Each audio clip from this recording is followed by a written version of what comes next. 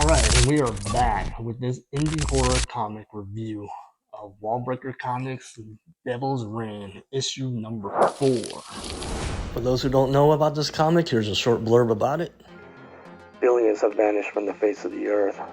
All who were good are gone, and all that is left are the forgotten. The worst among the forgotten are becoming the possessed. In a world that's erupting into a living hell, where devils reign. Cover is by David Abrevea and Eli Hernandez.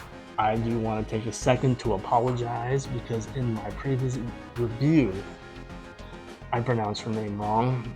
I pronounced it Ellie, and it is actually Eli Hernandez. She is still the colorist.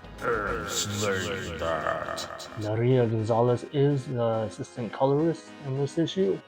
So we still got chaos and mayhem. We got religious zealots. We got the possessed. We got the forgotten trying to stock up before the possessed come out in full force.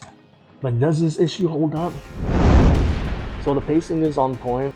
I am very big on pacing because I don't like comics that drag. I just don't. I do like the fact that they have all the subplot teasers. For instance, Jason's brother is missing. However, I do think it's time that we establish the main villains a little more. Right now they're very vague. We don't know what the possessed are actually up to or what they want, instead that they're just going around and killing people.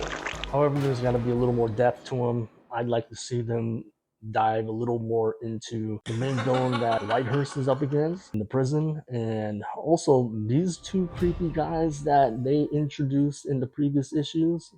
You know, this story makes me think about whether I would be one of the forgotten or one of the possessed. I definitely wouldn't be one of the... That's for sure. Once again, the artwork is stellar.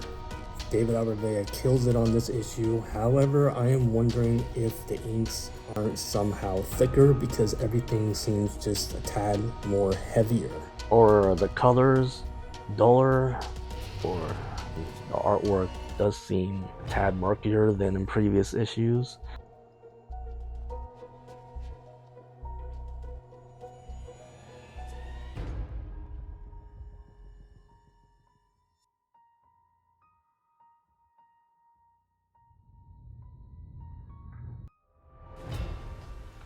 Issue 4 definitely has a lot more gore going on, but the end twist to the story really is getting juicy. I hope it starts really ramping up the events that come soon after.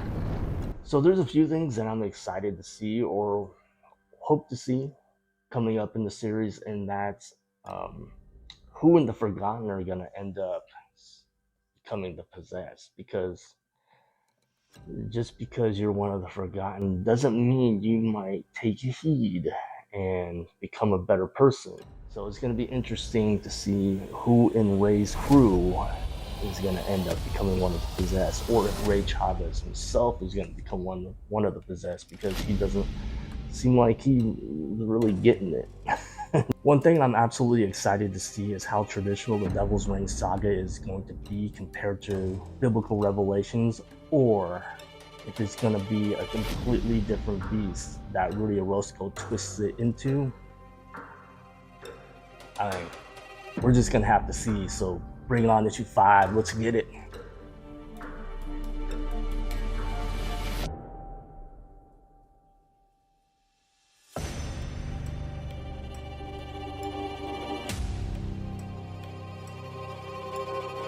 Let's get it.